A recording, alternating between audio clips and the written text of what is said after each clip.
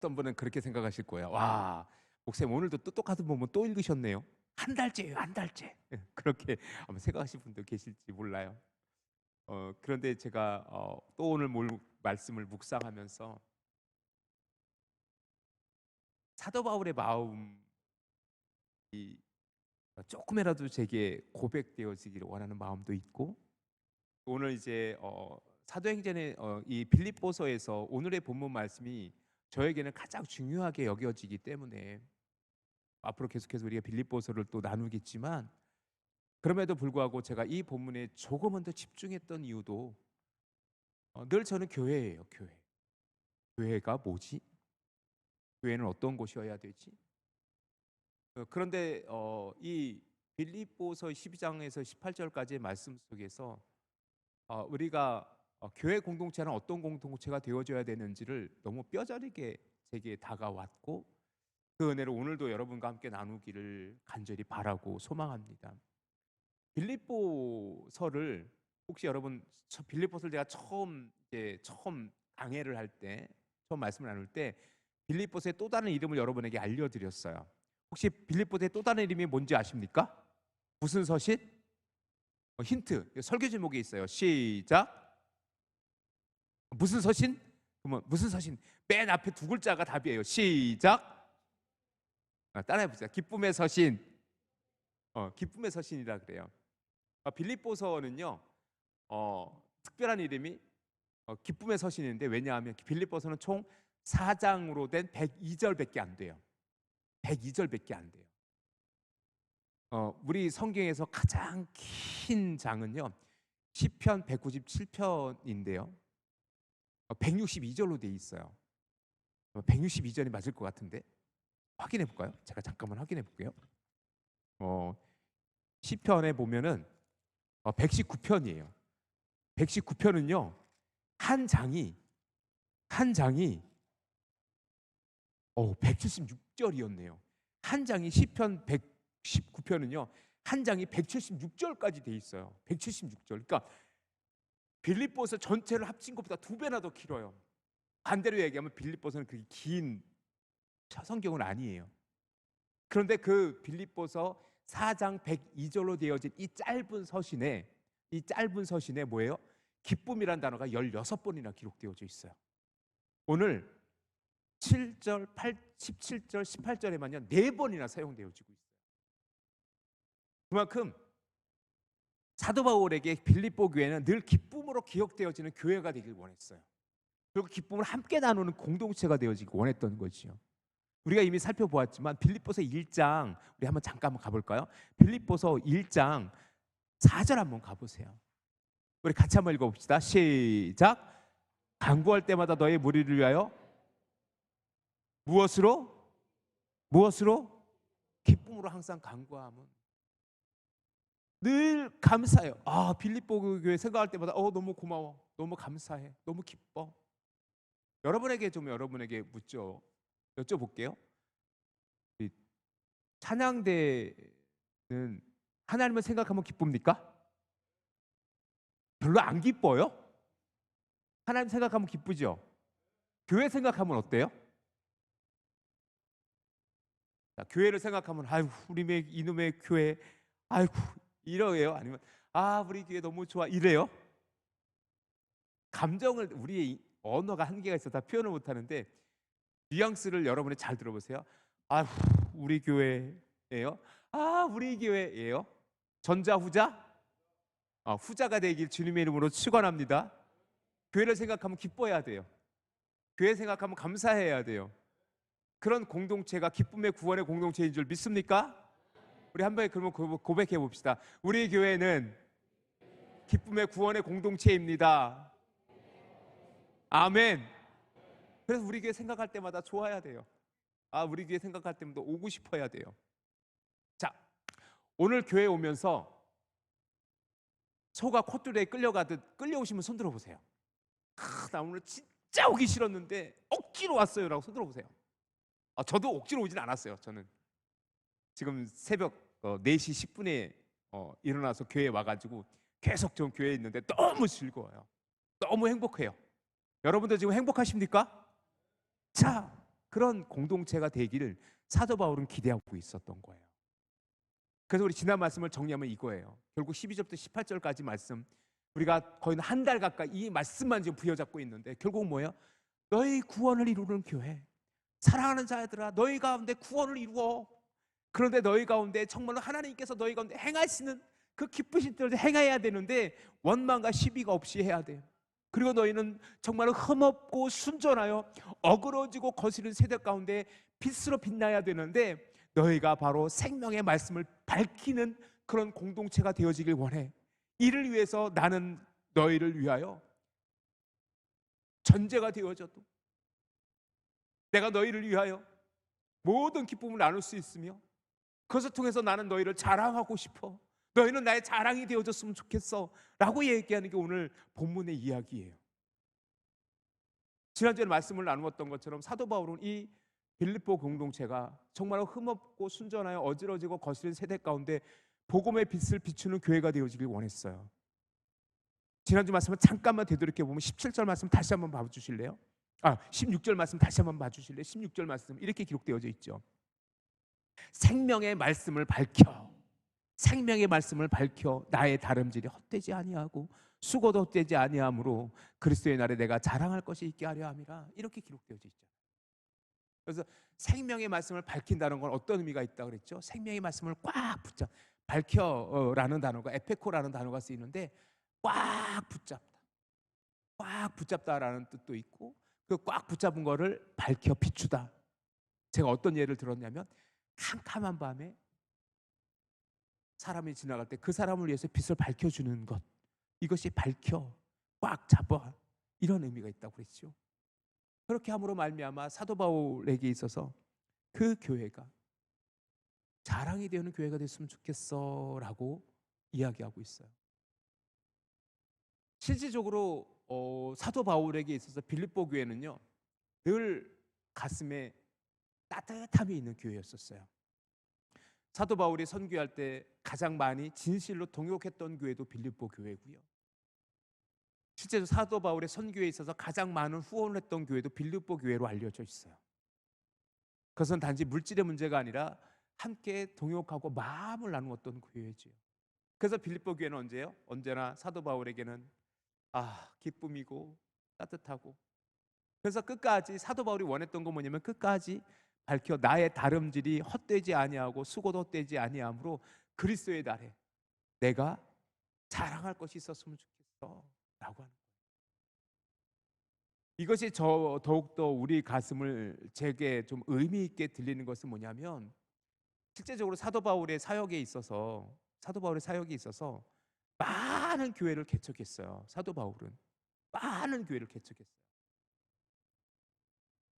대표적으로 빌립보 교회, 에베소 교회, 고린도 교회, 갈라디아 지역의 여러 교회들, 그리고 우리가 다 알지도 못하는 교회들을 사도 바울은 그 3번에 걸친 선교 여행을 통해서, 그리고 로마 감옥에 갇혀 있는 이 시간에도 그들의 교회를 늘 위해서 기도했고 그들을 위해서 편지 썼어요. 이 빌립보서가 바로 그때 쓴 편지라고 알려져 있잖아요. 그런데 모든 교회가 사도 바울에게 늘 기쁨이 되어졌던 건 아니에요. 기쁨이 되어져야 되는데 그렇지 못한 교회도 있었어요. 대표적인 교회가 고린도 교회예요. 고린도 교회는 사도 바울에게는 좀 마음이 상한 교회이기도 해요. 왜냐하면 싸워요. 자꾸 싸워요. 이파 저파 하면서 자꾸 싸워요. 대파도 아니고 자꾸 왜 파를 나누냐고요. 우리 고린도전서 1장 12절 13절에 보면 이 우리가 잘 알고 있는 이 본문도 좀 잘 알고 있는 본문이죠. 고린도서 1장 12절 13절에 보면 이렇게 기록되어져 있어요. 내가 이것을 말하거니와 너희가 각각 이르되 나는 바울에게, 나는 아볼로에게, 나는 게바에게, 나는 그리스도에게 속한 자라 한다는 것이니 그리스도께서 어찌 나뉘었느냐? 바울이 너희를 위하여 십자가에 못 박혔으며 바울의 이름으로 너희가 세례를 받았느냐? 호통치고 있는 거예요. 너희들 왜 그러고 왜 싸우고 있어? 누구는 바울파라고 그러고 누구는 아볼로파라고 그러고 누구는 그리스도파라고 그러고, 내가 언제 너희에게 내 이름으로 세례를 준 적이 있느냐? 그리스도가 너희를 나누었느냐? 라고 책망하고 있어요. 고린도 교회가 갖고 있는 가장 큰 안타까운 모습은 뭐냐면 서로 갈등하고 있는 교회. 심지어 갈라디아 교회 같은, 갈라디아는 갈라디아 교회라는 교회는 없어요. 갈라디아 지역에 있는 여러 교회들을 그냥 갈라디아 교회라고도 부르게 되는데, 그 갈라디아 지역에 있는 교회들을 편지할 때 갈라디아에서는 뭐냐면 너희가 다른 복음을 믿고 있잖아, 내가 전한 복음이 아니잖아 라고 그들이 유대의 율법주의를 받아들임을 경계하고 또 그것 때문에 안타까워하게 됐어요. 또 데살로니가 교회에 대해서는요, 너희가 왜 시험이 들었냐, 시험하는 자를 왜 두려워하느냐, 시험 드는 자에게 왜 너희가 시험을 받았느냐라고 책망하기도 했어요. 데살로니가전서 3장 5절 말씀 우리 잠깐 읽어볼까요? 데살로니가전서 3장 5절, 이러므로 시작. 이러므로 나도 참다 못하여 너희 믿음을 알기 위하여 그를 보내었노니 이는 혹 시험하는 자가 너희를 시험하여 우리를 수고를 헛되게 할까 함이니. 즉 우리의 수고 때문에 데살로니가 교회가 사도 바울을 통해서 복음을 듣고 교회로 세워지는데, 시험하는 자, 여기서 시험하는 자를 주로 사단의 공격이라고 하지만 그것이 사단이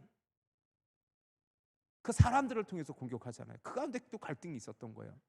그러니까 교회 갈등이 점점점 표면화되자 사도 바울이 도저히 참지 못하고 누구를 보내요? 디모데를 보내요. 본인이 갈 수 없으니까 디모데를 급하게 보내요. 그래서 이렇게 하잖아요. 참다 못해, 나도 참다 못해 너희의 믿음을 알기 위해서 그를 보내었노니, 이게 디모데거든요. 디모데를 그에게 보냈어요. 안타까워요. 실제적으로 사도 바울이 교회를 세워가고 여러 가지 믿음의 사역을 할 때 결코 그는 쉽지 않았어요. 그 과정 속에서 빌립보 교회, 그 교회를, 그래서 더 사도 바울은 안타깝게 하나 되는 교회가 돼야 돼, 너에게 기쁨이 있어야 돼 라고 이야기하는 거예요. 나의 기쁨이 너희와 함께하는 기쁨이 되어줬으면 좋겠다라고 얘기하는 거예요. 저도 개인적으로 이제 올해로 목사된 지 딱 20년 되는 해예요. 저는 목사된 지 딱 20년 되는 해예요. 제가 2023년 4월 달에 제가 안수를 받았는데 딱 20년이 되는 해예요. 그런데 20년의 목회, 길지 않은 짧은 목회 여정 속에서도 저는 실제적으로 제가 섬기는 교회가 갈등하는 걸 2번 경험했어요. 저도 개인적으로 2번을 경험. 여기서 뭐 세세한 얘기를 해서도 안 되고 다 깊이 나눌 수도 없지만, 그때 제 감정은 뭐냐면 너무 힘들었어요. 너무 힘들었어요. 제가 2달 만에 제가 13kg가 빠지기도 했어요. 13kg가 순간에 확 빠졌어요. 지금 제 모습이 아니었어요. 여기서 13kg를 빼보세요. 그러지 않아도 날씬한 이 몸매에. 웃지 마소. 근데 그때 정말 저는 너무너무 괴로웠어요.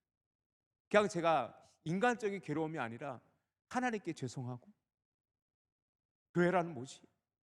심지어 저는 어떤 생각도 했었냐면 이 목회 하나님께서 원하는 거 아니지 않는가? 그래서 정말 제가 심각할 때는 목회를 내려놓으려고까지 했었어요. 너무 힘들었어요. 그렇기 때문에 사도 바울에게도 이 교회가, 비록 사도 바울은 지금 옥에 갇혀 있고 그 교회를 향한 사도 바울의 권면은 그래서 절절한 거예요. 너희는 구원을 이루어가야 돼. 너희는 정말로 서로 원망과 시비가 없이 너희가 흠없고 정말로 순전하게 거스리고 어그러지는 그 세대 가운데 빛으로 빛나야 돼. 그 말씀의 생명의 빛을 너희가 비출 수 있어야 돼. 그 생명의 빛을 꽉 붙잡아야 돼. 그것으로 인해서 나의 자랑이 되어줬으면 좋겠어. 그리스도의 날에 이를 그때에 정말로 나의 수고가 헛되지 아니하고 내가 주님 앞에 섰을 때에 정말로 내가 빌립보 교회가 나의 자랑이 되어줬으면 좋겠어. 이게 솔직한 사도 바울의 고백이기도 했었던 거지요. 여기서 그리스도의 날은 우리가 이미 알고 있지요. 그리스도의 날은 어떤 날이에요? 바로 심판의 날, 재림의 날이에요. 그래서 그리스도의 날이라는 것을 이렇게 우리가 정리할 수 있어요. 우리 자막으로 그리스도의 날의 의미를 띄워줬죠. 시작. 최후의 날. 시작. 최후의 날로 하나님의 백보자 앞에서 심판받게 되는 종말의 때로서 예수 그리스도의 재림의 때를 의미하는 날이 그리스도의 날이에요. 즉 뭐냐면 지금 사도 바울은요, 전제라는 표현을 또 설명할 때 또 한 번 더 설명하겠지만, 사도 바울은 이제 순교할 것을 그렇게 아주 염두에서 제하여진 것은 아닌 거예요. 사도 바울은 순교할 것을 어느 정도 생각하고 있었던 것 같아요. 그러니까 뭐냐면 마지막 그리스도의 날이 이룰 그때 내가 주님 앞에 서서 나의 수고가 헛되지 않고 너희들이 내 자랑이 되어줬으면 좋겠어 라는 것이 또한 솔직한 사도 바울의 고백이기도 해요. 이 17절을 16절을 묵상하면서 정말로 내가 자랑할 것이 있게 하려 함이라, 그 말씀을 묵상하면서 저는 솔직히 마음이 뭉클했어요. 저는 솔직히 저의 삶의 전부가 솔직히 전입교회예요. 저는 한 지붕이잖아요. 제가 사는 사택이 한 지붕이잖아요. 그죠? 귀에 지붕이 붙어 있기도 해요. 저는 거의 24시간 교회에서 살아요. 그리고 저는 다른 거를 할 줄 몰라가지고 교회 일밖에 못해요. 그냥 교회에서 하루 종일 머물고 기도하고. 그래서 목회자인 저에게 교회가 힘들면 저는 더 힘들고, 교회가 아프면 더 아프고, 성도들이 힘들면 더 힘들고, 성도들이 고통당하면 더 고통당하는 것 같기도 해요. 그리고 마침내 정말로 내가 주님 앞에 섰을 때, 달려갈 길 다 가고 주님 앞에 섰을 때 하나님께서 영수야 너 뭐하고 왔어? 그러면 하나님 저 전입교회 섬기다 왔어요 라고 고백할 수 있기를 저를 간절히 기도합니다. 그래서 주님 앞에 섰을 때 제 자랑이 사도 바울에게는 빌립보 교회가 자랑이듯 저는 여러분이 저의 자랑이 되어지기를 간절히 기도합니다. 그리고 또한 우리 성도님들에게 우리 전입교회가 자랑이 되어질 수 있기를 주님의 이름으로 축원합니다. 여러분, 우리 교회가 부끄러워요? 자랑스러워요? 정말 자랑스러워요? 우리가 정말 복음 안에서 하나 되어지고 주의 은혜를 나눌 수 있다면, 주님 앞에 섰을 때 너 어느 교회 다서 어느 교회 다녔어? 그러면 저 전입교회 다녔습니다. 그러면 하나님께서 그래 전입교회 참 좋은 교회였지. 네가 거기서 이런 헌신됐고 나도 참 너를 보고 있었어 라고 칭찬받는 성도, 칭찬받는 교회 되어지길 주님의 이름으로 축원합니다. 사도 바울은 그 얘기하는 딴 얘기하는 게 아니에요. 지금 사도 바울이 나중에 내가 하나님께 갔을 때에, 내가 너희들을 자랑하고 싶어. 그래서 나의 자랑이 된다라는 것은 사도 바울이 하나님께 나도 자랑하고 싶다라는 거예요. 하나님 보셨지요? 우리 빌립보 교회 성도들이 얼마나 열심히 충성했고 얼마나 흠없고 순전하게 하나님의 복음을 전했는지 아시죠? 라고 자랑거리가 있었으면 좋겠어라고 사도 바울이 이야기하는 거예요. 나중에 제가 주님 옆에 섰을 때 우리 전입교회 성도들 주님 아시죠? 보셨잖아요.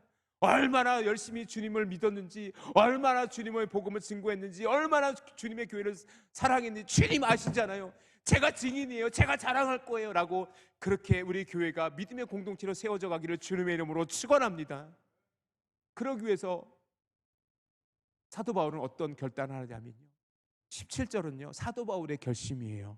사도 바울의 결심. 17절 한번 읽어볼까요? 시작.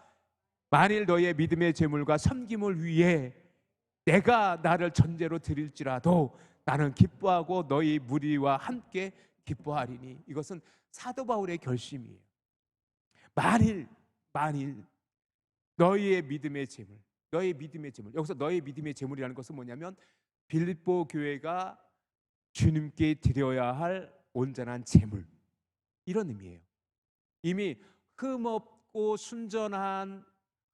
순전하여 어그러지고 거스는 세대 가운데 하나님의 생명의 세상의 빛으로, 그리고 생명의 말씀을 밝히라는 본문을 이해할 때도 말씀드렸듯이 흠없다라는 것은 하나님의 제물로 드려지는 소와 양과 염소같이 하나님께 제물로 드려지는 그 제물들이 흠없음을 의미한다고 말씀드렸잖아요.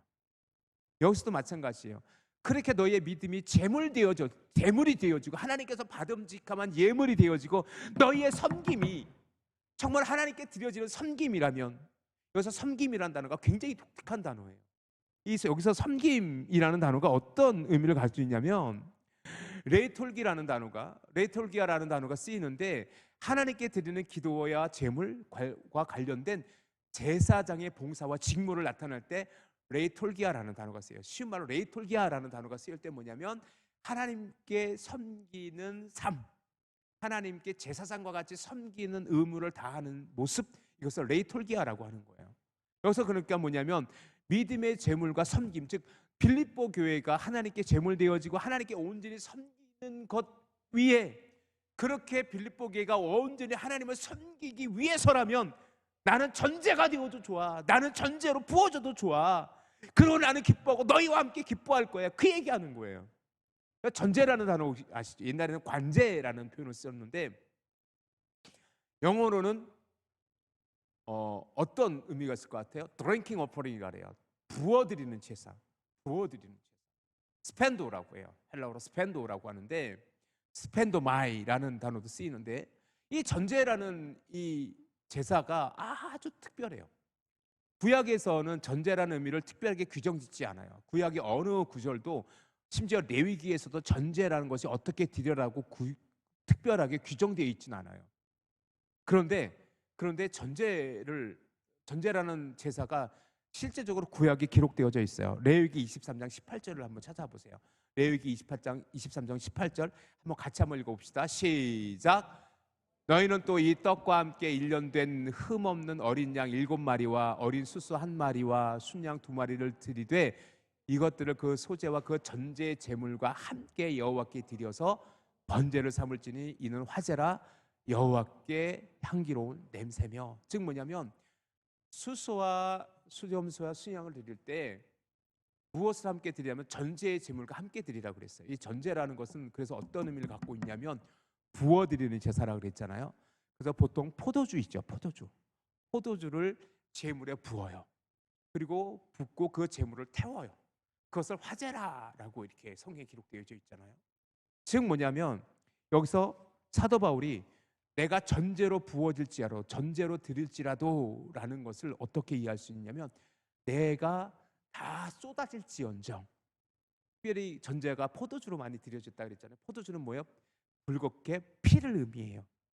그래서 실절을 신명 새 번역 성경이라는 번역서가 있어요. 새 번역 성경에서는 이렇게 번역하고 있어요. 아주 더 분명하게 이렇게 번역하고 있어요. 우리 좀 이거 띄워졌죠? 같이 한번 읽어봅시다. 시작. 그리고 여러분의 믿음을 제사와 예배에 나의 피를 붓는 일이 있을지라도 나는 기뻐하고 여러분 모두와 함께 기뻐하겠습니다. 여기서 중요한 건 뭐냐면 나의 피를 붓는 일, 이게 전제예요. 즉 뭐예요? 내가 순교할지언정. 피를 쏟는다는 건 뭐예요? 죽음을 의미해요. 순교하는 거예요. 순교. 결국 사도 바울은요, 내가 순교당할지라도, 그래서 이 사도 바울이 빌립보서 쓸 때는요, 이미 순교가 그에게 순교라는 것이 먼 일이 아니었던 것 같아요. 이미 직감적으로 사도 바울은 이제 곧 그가 순교할 것을 직감하지 않았을까라는 생각도 해요. 그런데 그것을 두려워하지 않아요. 되려 내가 전제로 부어질지라도 내가 순교당할지 난 기뻐할 거야. 너희와 함께 기뻐할 수 있어. 왜? 너희가 그렇게 하나님께 나의 자랑이 되고 너희가 그렇게 순전한 믿음의 공동체를 이룰 수 있다면 나는 너희하고 기뻐할 수 있어. 우리 모두가 기쁨의 공동체가 되어졌으면 좋겠어 라고 얘기하는 거예요. 18절 한번 다시 한번 읽어보세요. 마지막 절 다시 한번 읽어보세요. 시작. 이와 같이 너희도 기뻐하고 나와 함께 기뻐하라. 나와 함께 기뻐하라. 할렐루야. 정말 우리가 주님과 기뻐하고 우리 모든 믿음의 성도들이 주님의 은혜로 말미암아 기뻐하기 위해서 제가 여러분이 전제로 부어질지라도 순종할 각오가 되어져 있습니까? 저와 여러분이 그렇게 믿음의 고백을 가지고 그 주님의 교회를 섬기고 주님을 사랑할 수 있습니까? 나하고 기뻐하자고요. 나하고 기뻐하자고. 무엇입니까? 함께 기쁨을 누리며 본인이 내가 전제로 드려질지라도 내 피가 모두 쏟아질지언정 내가 순교할지언정 나는 기뻐할 수 있는데, 왜냐하면 내가 여러분과 함께 기뻐할 수 있기 때문이라고 사도 바울이 이야기하고 있잖아요. 이와 같이 너희도 함께 기뻐하자. 기뻐하고 또 기뻐하자. 그렇게 우리에게 이야기해 주고 있어요. 사랑하는 성도 여러분, 어, 저는 어제 이 설교 말씀을 준비하고 묵상하면서 솔직히 저는 여러분 아십니까? 오늘이 제가 딱 2년 되는 주일이에요. 제가 2년 전 3월 마지막 주에 주일에 부임했어요. 여러분 아시나요? 그 2년 동안 지난 2년 동안의 시간들을 쭉 되뇌어 봤어요. 근데 2년이 진짜 너무 금방 갔고 너무 행복했어요. 저는 성도님들의 사랑도 많이 받았고 성도님들 통해서 많은 은혜를 나누었어요. 그러기에 더 기뻤고 앞으로 더 기쁨에 찬 구원의 공동체인 우리 전익교회를 주님의 은혜로 세워갈 수 있기를 간절히 기도했어요. 저는 우리 교회가 우리 믿음의 성도들이 주님이 오시는 그날 그리스도의 날이 이르기까지 저와 여러분에게 우리 교회가 자랑이 되어지고 우리 가운데 참된 기쁨의 은혜가 나누어지는 참된 기쁨의 구원의 공동체 되어지기를 주님의 이름으로 축원합니다. 그러기 위해서 우리가 함께 서로 사랑하고 오늘 12절부터 18절 말씀이 그래서 너무 중요해요. 우리가 함께 주의 은혜로 구원의 은혜를 이루어가며 하나님이 우리에게 기뻐하시는 뜻을 깨달아 하나님의 소원을 이루어가며 그 과정에서 원망과 시비가 없이 언제나 흠없고 순전하여 하나님의 복음의 빛을 비추는 공동체. 그 공동체가 되어졌을 때 하나님께서 우리를 통해서 더 큰 은혜를 우리 가운데 허락하시지 않을까요? 우리 가운데 더 큰 기쁨의 감사가 우리 가운데 고백되어질 수 있지 않을까요? 그러기 위해서 우리는 뭐예요? 전제로 드려질지라도 우리가 어떤 희생과 어떤 헌신이 요구될지라도 우리가 기쁨과 감사로 헌신의 사명을 감당하며 제가 먼저 전제로 부어질지라도 기뻐하겠습니다. 사도 바울과 같이 오늘 사도 바울의 고백이 그저 성경에 기록된 이야기가 아니라 오늘 저의 고백이 되어지길 저는 기도합니다. 우리 성도님들에게 정말 여러분이 스스로 여러분에게 고백할 수 있기를 원해요. 내가 전제로 부어질지라도 함께 기뻐할 수 있는 공동체, 그 교회가 바로 우리 전익교회 되어지기를 주님의 이름으로 축원합니다. 제가 예화를 잘 들지 않아요. 뭐 미인의 이야기도 특별하게 뭐 아름다운 미화의 이야기도 잘 설교 시간 잘 하지 않는데 오늘 시간이 조금 지났지만 그래도 이 이야기를 함께 나누고 싶어요. 우리가 헌신한다는 게 어떤 건지 한번 이 이야기를 한번 들어봐 주실래요? 리틀 애니라는 소년이 있었어요. 이 리틀 애니라는 소년은요, 그 애니는 부모님의 학대가 있었어요. 어머님 일찍 돌아가셨어요. 아버지의 폭행이 있었어요. 그것에 분노하여 그는 누구도 감당 못한 거친 소녀가 돼 있었어요. 누구도 함부로 그 소녀를 건들 수가 없어요. 컨트롤할 수가 없어요. 그래서 결국 애니는 정신병원에 갇히게 돼요. 정신병원에서도 그 분노가 그를 휩싸여 있어서 마치 미친 것처럼 그 누구도 그 소녀를 컨트롤할 수 없었어요. 그래서 그 정신병원 메사추세츠 메사추세츠 메사추에 있었던 그 정신병원에 지하에 감금되어져요. 버려진 거예요. 완전히 버려진 거예요. 그때 이 소녀는요 실명의 위기까지 오기도 했었어요. 그 충격으로 인해서. 그런데 한 노 간호사 샤론 로라라는 간호사가 그 리틀 애니를 보살펴 주기 시작해요. 아무도 찾지 않는 그 감옥 같은 지하 병실에 매일 찾아가서 사랑한다고 얘기해요. 하루 이틀, 열흘, 20일, 183일 동안 한 번도 빼놓지 않고 그 노 간호사는 그 애니에게 사랑을 전해요. 나는 너를 사랑해. 나는 너를 사랑해. 그리고 시간이 점점 지나서 2년이 지난 후에 애니는 기적과 같이 치유되어졌어요. 모든 분열증과 모든 정신적인 질병에서 다 놓여졌어요. 이제 의사로부터 퇴원해도 된다라는 소식을 듣게 돼요. 근데 애니는 그 정신병원에서 퇴원하지 않아요. 되려 이제는 봉사자가 돼서 그 정신병원에서 자기 같은 고통을 당하는 자를 섬겨가기 시작해요. 그러던 시간이 흘러서 50년이 지난 후 50년이 지난 후 어느 큰 멋진 위인에 대한 인터뷰 기사가 하나 실렸어요. 그 인터뷰 기사의 주인공은 헬렌 켈러였어요. 헬렌 켈러. 우리가 잘 알고 있는 중증 장애, 덩어리에 귀머거리에 소경이었다.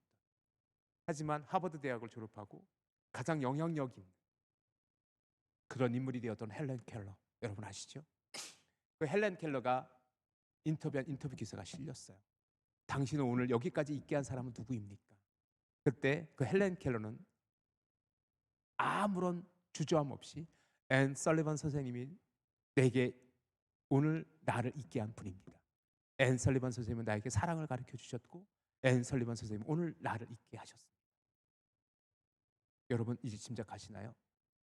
그 리틀 앤이라는 그렇게 고통당했고 그렇게 누구도 컨트롤할 수 없는, 누구도 그 아이를 돌볼 수 없는, 버림받은 것 같은 그 리틀 앤이는 나중에 그 늙은 간호사 샤론 로라에 의해서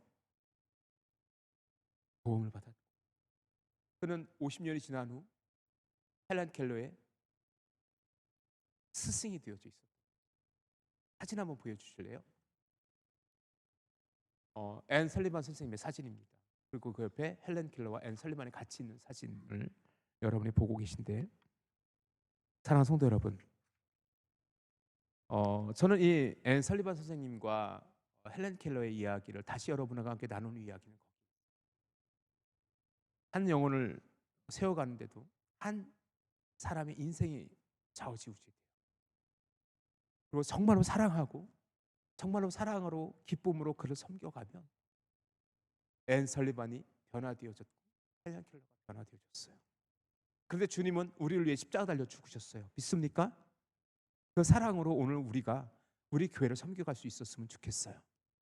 그리고 이제는 우리 교회가 저와 여러분의 자랑이 되어지고 우리 교회가 정말로 오늘 사도 바울이 고백하고 있는 것처럼 내가 전제로 부어질지라도 기뻐하고 또한 너희와 함께 기뻐하리라. 이와 같이 너희는 나와 함께 기뻐하고 또 기뻐하자라고 얘기하고 있는 거죠. 우리 속에 예수 그리스도의 사랑 때문에, 그 복음 때문에 우리가 기뻐할 수 있고 우리가 참된 구원의 은혜를 누려가며 하나님께서 우리에게 주신 기쁨의 소원을 이루어가며 우리가 흠없이 순전하게 하나님의 복음의 빛으로 생명의 말씀을 비추는 믿음의 공동체로 세워져 갔을 때 우리는 하나님 나라에서 그리스도의 날이 이를 때 우리는 하나님께 자랑할 것이 있을 거예요. 우리가 함께 지금 이곳에서 우리는 또 다른 구원의 공동체, 믿음의 공동체, 하나 되는 공동체, 무엇보다도 오늘 설교의 제목과 같이 기쁨의 공동체를 이루어갈 줄 믿습니다. 오늘 우리 교회가 그런 교회 되어지기를 원합니다. 저와 여러분이 그런 기쁨을 나누는, 하나님의 진짜 은혜를 나누는 구원의 공동체가 되어지기를 주님의 이름으로 축원합니다.